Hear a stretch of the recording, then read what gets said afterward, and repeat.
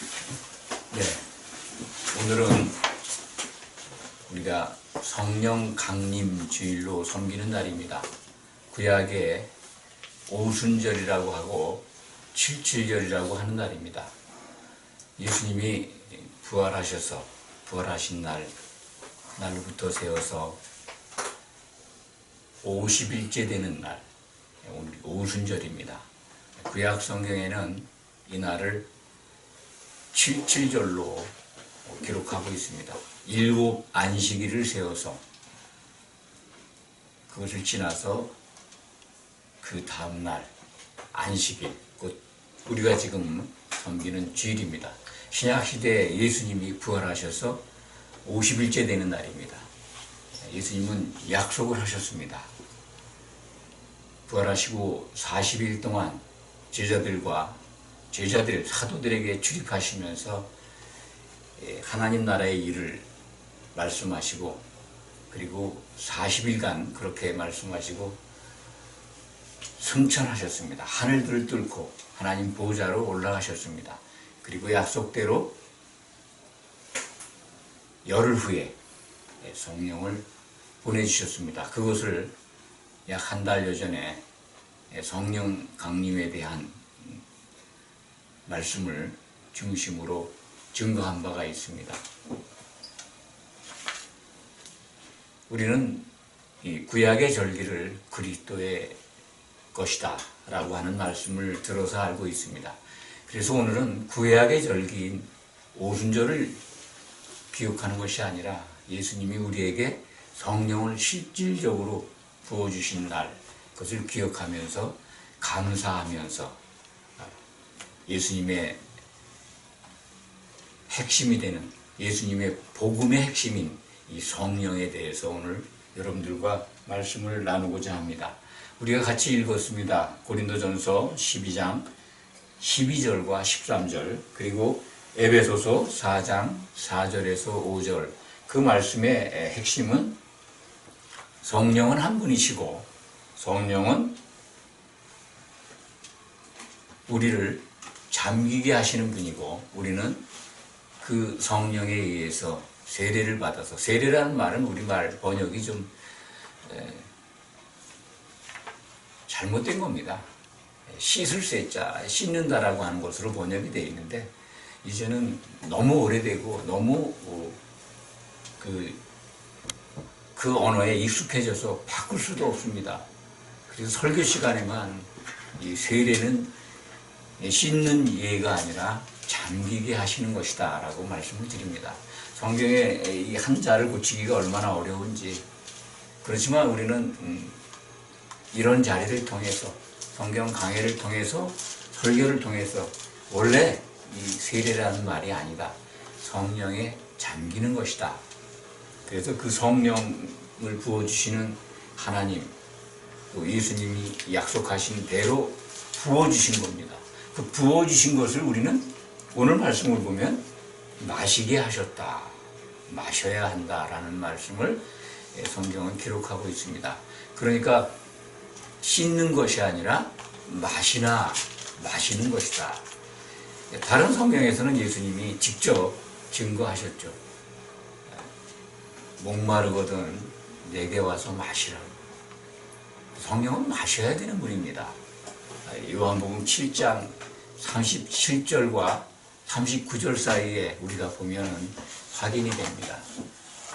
장막절 끝날에 성전에 서서 예수님이 증거하셨습니다. 목마른 자들은 다 내게 와서 마시라.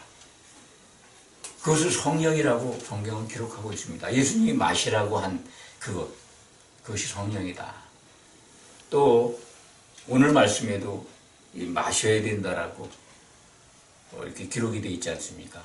구약 성경의 증거를 찾아본다면 요엘서 2장 28절 29절에 보면은 최초로 여호와께서, 하나님께서 백성들에게 날이 이를 때 성령을 부어주신다. 내 영을 남종과 여종에게 부어준다. 부어준다는 말씀을 기억하시면 됩니다. 물 같은 거 아니겠습니까? 또 기름 같은 거죠. 그것을 마셔야 되는 것. 그러니까 구약에서도 하나님께서는 내 영을 부어주겠다고 하셨습니다. 그런데 우리는 언제부터인가 아마 기독교 초기에서부터 이 성령에 대한 오해가 누적되어 왔다고 생각을 합니다. 그래서 성령은 마시는 것, 물과 같은 것이라는 성경의 기록이 있는데도 각자가 성령을 한 분씩 소유하고 있는 것으로 착각을 합니다. 성령을 받았어? 그럼 성령 가운데 어느 한 성령을 하나 지니고 있는 것처럼 우리가 오해를 하고 있어 왔습니다. 지금도 그렇습니다. 그 오해에 뭐라 그럴까요? 원천이라 그럴까요? 그 오해를 제공한 성경의 말씀이 고린도전서 3장 16절입니다. 거기에 보면 너희가 하나님의 성전인 것과 성령이 너희 안에 거하시는 것을 알지 못하느냐 이렇게 기록되어 있습니다. 번역상 우리말 성경으로 보면은 우리 각자가 성전인 것으로 오해할 수 있습니다. 각자가 성전이라는 거죠. 성전은 그렇지 않습니다. 성전은 하나입니다. 구약시대에도 예루살렘에 있는 성전이 하나입니다. 북이스라엘이 갈라져가지고 사마리아에 자기들이 하나님의 뜻과는 무관하게 성전을 금송아지를 만들어서 성전 삼아서 예배를 드렸죠. 그 성전이 아닙니다. 성전은 하나님이 정해 주신 그 식양에 따라서 예루살렘에 세워진 것, 모세의 성막을 기준해서 솔로몬을 통해서 지으신 그 성전, 유일한 겁니다. 하나님이 임재하는 곳입니다. 성전이 뭡니까? 하나님을 만날 수 있는 곳입니다.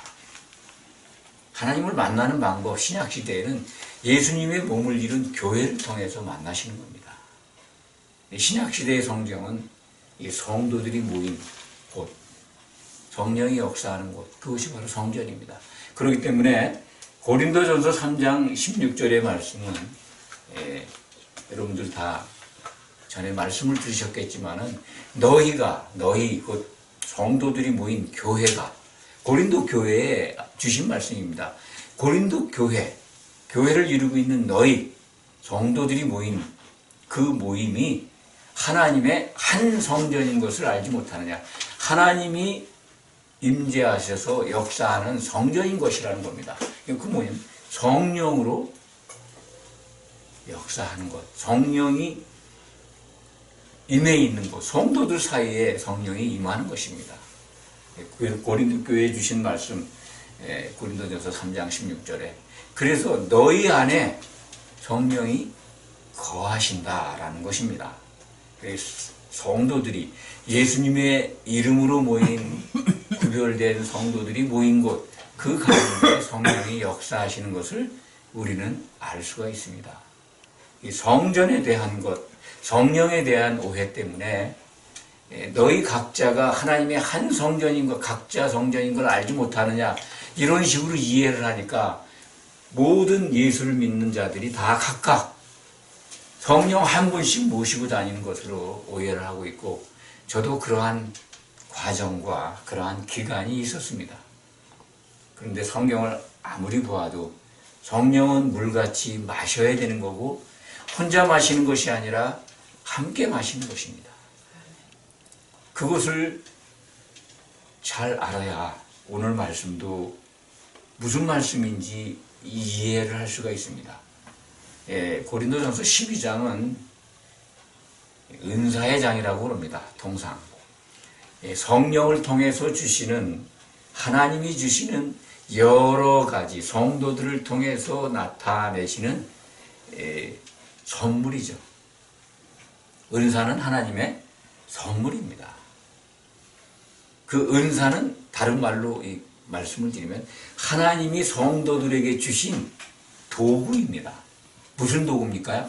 성도들이 그걸 가지고 그 도구를 잘 사용해서 하나님의 뜻과 목적인 교회에 덕을 세우라고 주신 연장입니다.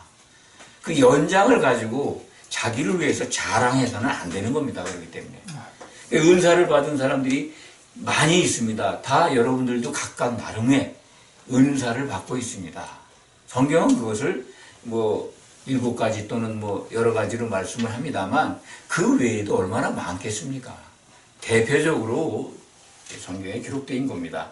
네, 오늘 우리가 본문으로 삼고 있는 고린도전서 12장, 우린 12절, 13절을 중심으로 말씀을 증거하고 있습니다만 그 앞전에 사역에 대해서, 성령의 은사에 대해서 여러 가지가 나오지 않습니까?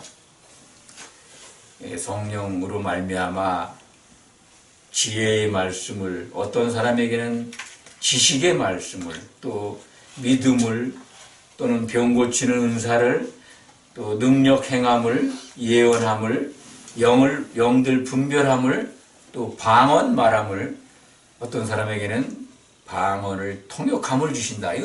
이거 외에도 여러 가지 은사들이 있습니다. 그것을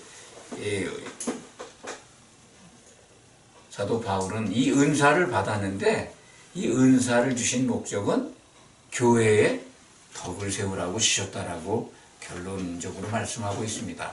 그러니까 무슨 병 고치는 은사를 받은 분이 그 하나님의 은사를 받아서 자기 자신을 위해서 사용하면 안 됩니다. 또는 자기가 소속한 어떤 종파나 교단이나 교회를 위해서만 사용해서는 안 됩니다.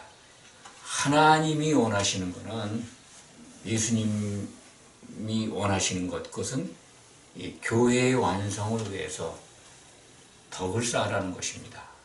이것을 잘못 아는 분들이 그 은사를, 하나님이 주신 은사를 잘못 사용해서 참 사탄이 좋아하는 그러한 일들을 함으로 이단에 빠지고 결국은 멸망에 이를 거라고 저는 생각을 합니다.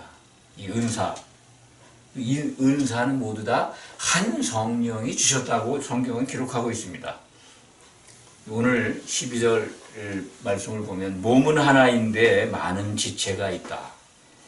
아주 쉽게 성령의 은사를 이 교회의 덕을 세우라고 주신 부분을 설명하기 위해서 사람의 몸에 비유를 하고 있습니다. 몸은 하나인데, 그렇습니다.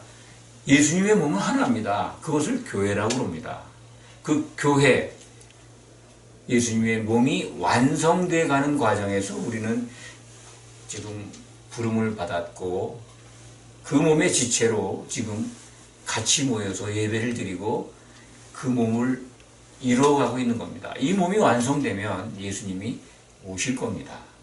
그 몸은 예수님의 짝이고 어린 양의 신부입니다. 그 신부를 맞이하러 신랑이 오시는 것, 그것이 예수님의 재림입니다. 그때까지 우리는 교회의 덕을 세우면서 성령이 하나 되게 하신 것을 힘써 지키라고 명령받고 있습니다. 이 몸이 하나인데 지체가 여럿인 것 알지 않습니까? 여러분들이 다 알지 않습니까? 손이 있고 발이 있고 눈이 있고 코가 있고 귀가 있고 입이 있고, 그것뿐만입니까? 눈에 보이지 않는 우리 안에 있는 지체들이 얼마나 많습니까? 여러 이 배 안에 장기들이 있지 않습니까? 중요한 장기들이. 그것이 이상이 생기면 아프지 않습니까? 기능을 제대로 발휘 못하잖아요. 그리고 여기 오늘 말씀을 보면은요, 한 몸이 됐다고 하는 거는요, 분쟁이 없는 겁니다. 지체 간에 분쟁이 있으면 한 몸이 안 된 거예요.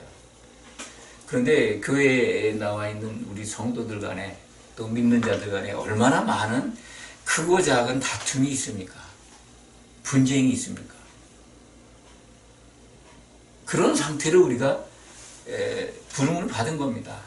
그거 없을 수가 없습니다. 왜냐하면 이 오순절의 제사를 살펴보면 이해하게 됩니다.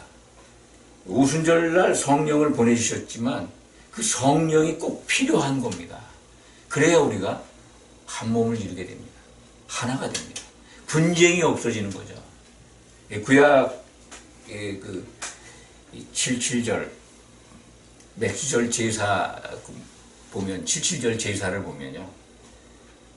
그때 소제를 드립니다. 소제라고 하는 것은 곡식이죠. 곡식을 갈아서 드리는 제사인데 짐승을 잡아서 드리는 번제, 짐승의 피를 뿌리고 그걸 태워서 드리는 그것과 구별되는 곡식으로 제물을 만들어서 드리는 걸 소제라고 합니다. 그 소제 속에 유일하게 이 오순절 제사에는 누룩을 넣습니다. 하나님이 가장 싫어하는 것이 누룩이 섞이는 걸 싫어하십니다. 예수님도 오셔가지고 그 바리새인들의 교훈인 누룩을 조심하라고 그러지 않습니까? 누룩은 온 덩이를 부패케 합니다. 이스트가 들어가면 그냥 다 부풀잖아요. 변질되는 거죠. 일종의. 누룩이 들어가면 먹기 좋습니다. 그걸 유교병이라고 합니다. 발효가 된 떡이다. 누룩이 있는 떡을 유교병. 무교병은 누룩이 없는 거죠. 그래서 예수님을 무교병 떡이라고 합니다. 누룩이 없는 분입니다. 예수님만이 누룩이 없는 분이었습니다. 그래서 그분의 그 누룩 없는 몸, 그것을 이루기 위해서 누룩이 잔뜩 들어간 우리들이 부름을 받았지만은 아직 누룩이 있다는 겁니다. 그래서 그 누룩이 제거되는데 뭐가 필요합니까? 성령이 필요한 겁니다. 그래서 오순절 그 구약시대의 소제에 누룩을 넣어서 떡을 두 덩이 만들어서 흔들라고 요제를 드리라고 기록되어 있는 겁니다. 그 구약 성경에 기록되어 있는 요제, 오순절날 오순절 제사에 누룩을 넣고 또 요제, 그걸 흔들라고 하는 것은 그날 우리가 살았다는 겁니다. 흔들려져야 되는 겁니다. 그래서 사도행전 2장에 보면은 성령 강림이 있었던 날에 이 사도들이 한 덩이 떡이 되고 사도들의 말씀을 받고 회개해서 예수 그리스도를 바라본 사람들이 이 세례를 받으며 3,000명이 세례를 받는다고 그러죠. 그 세례가 물 세례가 아닙니다. 그날은 성령을 부어주시는 날입니다. 그거를 이제 세례에 익숙하다 보니까 물 세례로 하는데요. 그 3,000명이 성령의 기름으로 한 덩이 떡이 돼서 흔들린 겁니다. 구약에 기록되어 있는 오순절 제사가 완성된 겁니다. 이루어진 겁니다. 신약 성경에서 확인하게 되는 겁니다. 예수님은 그러니까 오순절까지 그 구약에 기록되어 있는 절기들을 완성하신 것을 우리에게 보여주고 있습니다. 물론 장막절에서부터 시작해서 여러 절기를 다 완성하셨습니다. 오순절에는 성령을 보내주셔서 그 절기를 완성하신 겁니다. 그런데 그 누룩이 들어있는 우리들이 이제 교회에 들어와 있습니다. 그래서 예수님은 이 누룩을 가진 채 부름을 받은 성도로 이렇게 택함을 받은 우리들이 성령 안에서 하나가 되어야 하기 때문에 약속대로 성령을 보내주셨고, 그래서 성경은 많은 직체가 있는 몸을 가진 우리의 몸을 설명하면서 예수님도 몸은 하나인데 우리가 많은 지체가 우리 몸은 몸 하나죠. 각자 한번 생각해 보세요. 몸은 하나인데 지체들이 많잖아요. 그런데 한 몸이잖아요. 뭐 그거 인정하시죠? 그런데 그 지체 중에 어느 작은 거 하나라도 뭐 이상이 있고 아프면 다 아프지 않습니까? 우리 손톱에 뭐 조금만 뭐가 찔려도 아프잖아요. 온몸이 아픕니다. 마찬가지로 예수님도 그러하다는 겁니다. 예수님의 몸을 이루고 그 몸이 성도들이라고 하는 많은 지체들이 모여서 한 몸을 이루어야 되는데 그 한 몸의 여러 지체들이 온전하게 한 몸을 이루어야 한다는 겁니다. 그러니까 지체 가운데 아프고 뭔가 이상이 있으면요, 다른 지체가 아파야 합니다. 그게 원리입니다. 신앙생활 같이 하는데 어떤 지체가 몹시 아프고 정말 뭐 성경적으로 말씀드리면 실족해 되는 경우도 있습니다. 그럴 때는 부득이 실족하는 지체를 잘라낼 수밖에 없는데 얼마나 아프겠습니까? 몸에서 떨어져 나가면. 예수님이 얼마나 아프시겠나 하는 것을 우리가 알아야 합니다. 그러니까 함께 예배드리는 성도, 함께 신앙생활하는 같은 지체가 얼마나 중요한지 아셔야 합니다. 이 원리를 안다면, 성령 안에 있다면 지체 간에 분쟁이 있겠습니까? 우리에게는 아직도 누룩이 있기 때문에 제거되지 않기 때문에 오해도 있고 갈등도 있고 분쟁도 있을 수 있습니다. 또 전혀 없을 수가 없습니다. 그렇지만 성경의 말씀을 보면 이것이 아니지 라고 돌이키게 됩니다. 하나님이 기뻐하시는 것이 이것이 아니라는 것을 발견하게 됩니다. 성령은 하나 되게 하셨는데 내가 지금 예수님의 몸에서 지금 떨어져 나왔나? 떨어져 나오려고 있는가? 경고를 자기 스스로 알 수가 있습니다. 성령 안에 있다면 돌이키게 됩니다. 같이 아파야죠. 그런데 지체가 안 돼 있다는 증거는 역설적으로 다시 자기 자신을 적용할 수가 있습니다.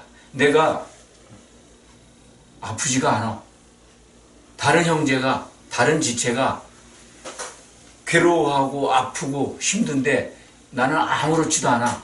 그게 오히려 내 눈에는 흠이 되고 그게 비판의 대상이 되고 지적의 대상이 되고 나하고는 상관없어. 그럼 뭡니까? 신앙생활 같이 하는, 함께 하고 있는 그 상대의 성도가 둘 중에 하나는 지체가 아니죠.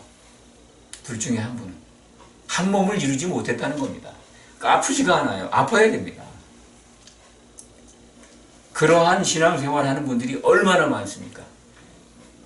이 한 몸이라고 하는 것, 고린도전서 12장에 그 아주 자세하게 몸의 비유를 통해서 일러주셨는데 그걸 무시하는 겁니다. 나하고 상관없다는 거죠. 내가 신앙생활을 내가 섬기는 교회의 지도자들에게 눈도장 잘 찍고 교회 출석 잘하고 교회에서 만들어준 프로그램에 열심이고 모든 가르침에 잘 따르면 되지, 내 옆에 신앙생활 같이 하고 있는 성도가 아프거나 말거나 잘못되거나 말거나 상관이 없다면 제가 볼 때는 확률은 그렇습니다. 두 분 다 같은 지체가 아니거나 그 중에 한 분은 예수님의 몸에서 떨어져 나가 있지 않나. 그렇게 성경을 보면 그렇습니다. 그렇게밖에는 저는 말씀드릴 수가 없습니다. 오늘 우리가 읽지는 않았지만 14절 이하에 보면 몸은 한 지체뿐만이 아니여 여럿이다. 발이 이르되 나는 손이라, 손이 아니라 할지라도 몸에 붙어있지 아니한 게 아니다. 귀가 이르되 나는 눈이 아니니 몸에 붙어있지 아니하였다 할지라도 이로써 몸에 붙지 아니한 것이 아니다. 몸의 원리, 몸의 어떤 그 구조를 통해서 우리에게 일러주고 있습니다. 손이 너는 발인데 난 나하고 상관없어. 그게 말이 됩니까? 한 몸이지 않습니까? 근데 한 몸인데 서로 분쟁을 해요. 나는 몸에 안 붙어 있다. 이 정도가 아니라 너 발은 필요 없는 거 아니야? 라고 무시하고 상관없이 생각한다면 예수님 편에서 보면 어떻겠습니까? 기가 막힐 거 아니겠습니까? 예수님이 생각할 때 둘 다 내 지체가 아니라고. 우리는 성경을 통해서 예수님과 관계없는 신앙생활하는 관계다라고 그렇게 밖에는 생각할 수가 없습니다. 분쟁이 있다면 한 몸을 이루지 못한 겁니다. 한 몸을 이루고 있다면 오늘 말씀대로 하나님이 어떻게 그 약하고 덜 중요한 지체들을 어떻게 보살피는가 하는 것, 그거에 대한 말씀을 주의 깊게 볼 겁니다. 22절을 보면요, 그런 하나님의 의도를 우리는 목격할 수가 있습니다. 확인할 수가 있습니다. 그뿐 아니라 더 약하게 보이는 몸의 지체가 도리어 요긴하고 우리가 몸에 덜 귀히 여기는 그것들을 더욱 귀한 것들로 입혀주며 우리의 아름답지 못한 지체는 더욱 아름다운 것을 얻느니라. 교회 안에 약해 보이는 성도가 있습니까? 덜 교회에서 다른 사람들보다 덜 돋보이는 그런 분들이 계십니까? 하나님은 그런 분들을 더 귀하게 그리고 아름답게 사용하신다는 겁니다. 외모로 보면서 내가 교회 생활에 정말 충성되고 열심이고 그래서 하나님이 나를 사랑할 거야, 나만, 이런 생각을 가졌다면 그건 정말 오해입니다. 그렇지 않습니다. 성령은 한 몸을 이루게 하는 분입니다. 이 세상에 누리고 있는 지위와 명예와 능력과 권한, 이런 것들 관여하지 않습니다. 예수님의 몸에는 그런 것들이 작용하지 않습니다. 한 성도가 얼마나 귀한지 아십니까? 한 지체가 실족을 하면 실족해 한 그 자도 차라리 연자맷돌을 목에 걸고 지옥에 던져지는 게 낫다고 말씀하지 않습니까? 누군가가 실족하려고 한다면 물론 실족해서는 안 됩니다. 오늘 말씀은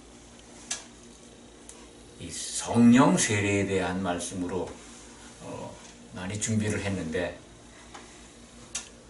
성도 간의 분쟁이 너무나 많기 때문에 교회 안에서 이런 것들이 정말 하나님 보시기에 너무나도 그 뜻과는 배치되고 또 이러한 현상들이 너무 교회에 많기 때문에 그것에 앞서서 강조해서 말씀을 드렸습니다. 성령의 세례, 우리는 흔히 이 물 세례를 통해서 세례에 입문을 했습니다. 물을 이렇게 요한이 물로 세례를 줬는데 그것을 우리는 전통으로 받아왔고, 저도 물 세례를 받았습니다. 물 세례, 그걸 통해서 신앙의 어떤 예수를 믿는 과정 속에서 나름대로 마음가짐이 정리가 되고 정말 내가 예수를 믿어야 되겠다고 하는 어떤 이 결심의 단계에서 유익한 거는 분명히 있습니다. 그런 요식 행위라 할지라도 행위가. 그런데 성경은 세례 요한이 베푼 그 물 세례에 대해서 성경은 분명하게 성령 세례와 다른 것을 알려줍니다. 물 세례 받으면 성령 세례 받은 걸로 오해한 것들, 그런 것들과는 전혀 다른 증거들을 우리에게 보여주고 있습니다. 세례 요한 자체가 예수님을 증거할 때 나는 물로 세례를 베풀지만 내 뒤에 오시는 예수님은 성령으로 세례를 베푼 분이라고 증거합니다. 그 증거 내용을 사복음서에 다 기록해 놓고 있습니다. 그 여러분들 기억하십니까? 한 군데만 기록되어 있는 게 아닙니다. 예수님은 성령으로 세례를 베푸는 분이라는 겁니다.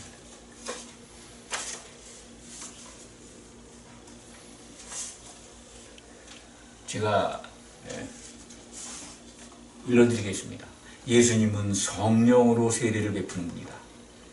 세례 요한은 하나님께로부터 보냄을 받은 자입니다. 구약에 엘리야가 등장을 하죠. 그런데 엘리야는 엘리사를 등장시킵니다.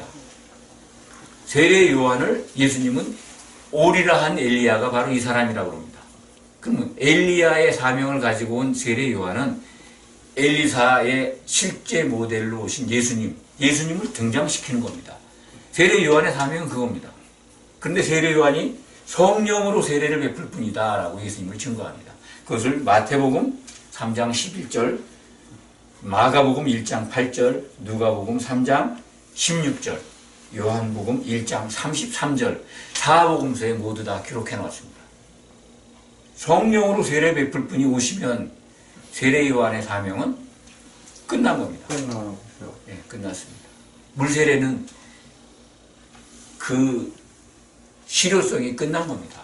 왜냐하면 세례 요한은 내가 물로 세례를 주는 것은 세례의 목적을, 물세례의 목적을 요한복음 1장에서 분명하게 증거하고 있습니다. 내가 물로 세례를 베푸는 것은 내 뒤에 오시는 그를 이스라엘에 나타내려 한 것이다 라고 기록해 놓고 있습니다. 예수님을 등장시키는 겁니다. 성령 세례 베풀 분을 내가 세상에 드러내는 것이 내 사명이다. 물세례의 목적이라는 거죠. 그것이 성경의 기록인데 우리는 전통과 장로들의 유전 때문에 물세례를 매우 중요시 해왔습니다. 또 성경의 어떤 기록들을 보면 그것이 물세례로 사도들이 세례를 베푸니까 물세례도 주는 장면이 나옵니다. 그런데 잘 살펴봐야 합니다. 그런 잘못된 것을 해왔다는 것을 사도행전은 역사적으로 기록해 놓고 있는 겁니다. 그거 분별하라는 겁니다. 예수님은 내가 성령으로 세례 주는 존재야. 너희들은 그 성령이 임할 때까지 기다려. 라고 승천하시기 전에 말씀하신 겁니다. 그리고 오순절, 바로 오늘 성령 강림을 통해서 사도들이 한 덩이 떡이 되게 하고 또 그들의 말을 듣는 3,000명이나 되는 성전에 모여있던 사람들이 한 덩이 떡이 돼서 오순절 절기를 완성시킵니다. 교회의 출발입니다. 신약시대 교회의 출발인 것입니다. 성령은 하나 되게 하시는 목적을 가지고 여러 은사들을 선물로 우리에게 주십니다. 그래서 에베소서 우리가 4장 5절 4절 5절을 같이 읽었죠. 고린도전서 12장 12절 13절과 맥락이 같다고 여러분들에게 말씀을 드렸습니다. 에베소서 4장 4절 5절을 제가 다시 한번 읽어드립니다. 몸이 하나요 성령도 한 분이시니 이와 같이 너희가 부르심의 한 소망 안에서 부르심을 받았느니라. 주도 한 분이시오 믿음도 하나요 세례도 하나요. 세례가 하나라는 겁니다. 이제 성령의 그 부르심을 따라서 교회에 나와 있는 우리들이 받아야 될 세례는 성령 세례입니다. 이 세례라는 말도 다시 말씀드립니다. 잠기는 겁니다. 마시는 겁니다. 같이. 각각 한 분씩 성령 하나씩 소유하는 소유물이 아닙니다. 성령 충만한 곳에 교회에 모이면 여러분들은 다 같이 성령을 마시는 겁니다. 마시라고 그랬잖아요. 예수님이 마시라고 말씀하시지 않았습니까? 요한복음 7장 37절에 내게 와서 마시라고. 그 말씀들을 왜 이렇게 무시합니까?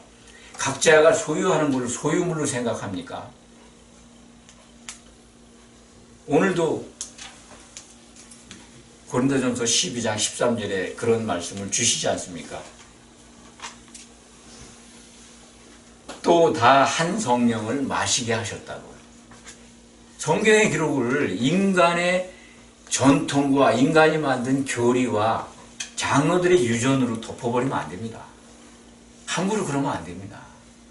성령은 마셔야 되는 것을 소유하는 걸로, 마셔서 소유할 수도 있습니다만 왜 성령의 충만함을 기도합니까? 충만함의 상태가 뭡니까? 마시는 겁니다. 성령에 잠겨서 벌컥벌컥 마시면 성령이 하나 되게 하시고 성령의 은사들을 보내셔서 한 몸을 이루게 하십니다. 그래야 우리가 하나 되지 않겠습니까? 그것이 바로 성령 세례입니다. 성령의 세례를, 성령에 잠겨서 잠긴 상태로 있다면 계속해서 그것을 마시게 되는 겁니다. 마심으로 우리는 이제 우리 안에 있었던 여러 가지 누룩들을, 그런 것들이 다 제거되고 하나님이 기뻐하시는 예수님의 몸인 교회로 이제 한 몸을 이루어가는 겁니다. 이것이 복음입니다. 이것을 복음의 핵심이라고 성경은 증거합니다.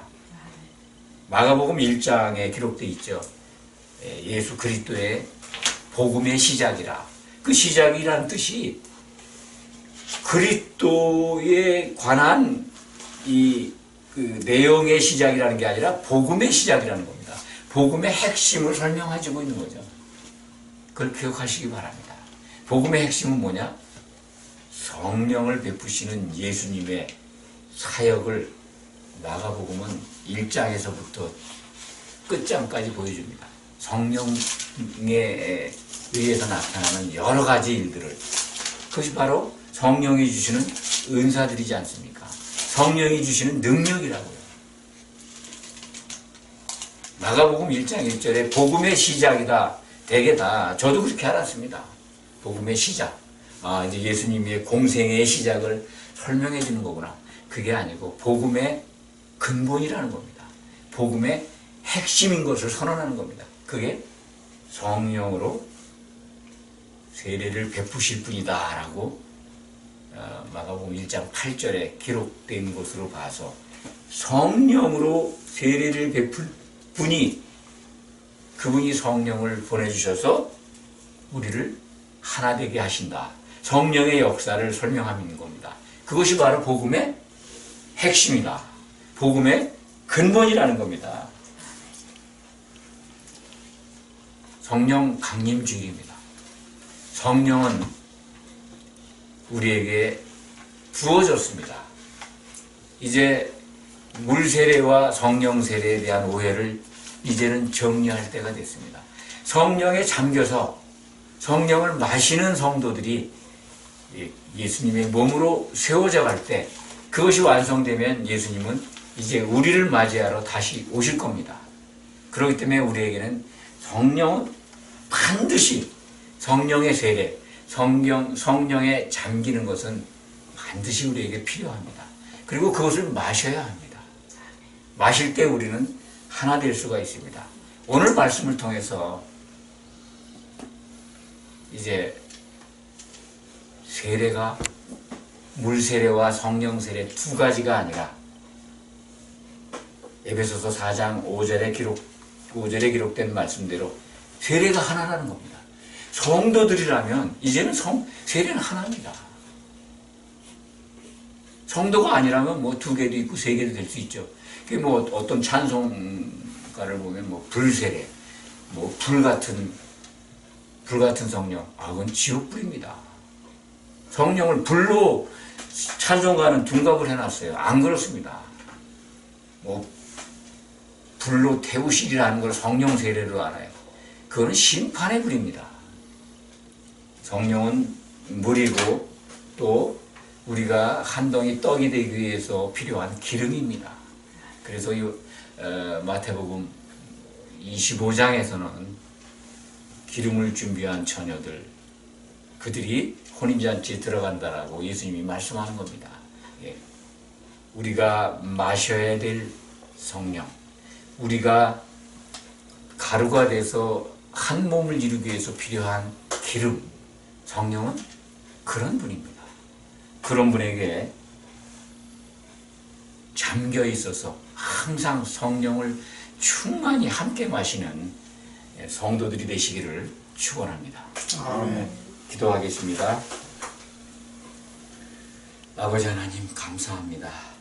성령 충만한 교회가 있어서 우리가 이렇게 한 성령으로 함께 마실 수 있어서 참으로 행복합니다.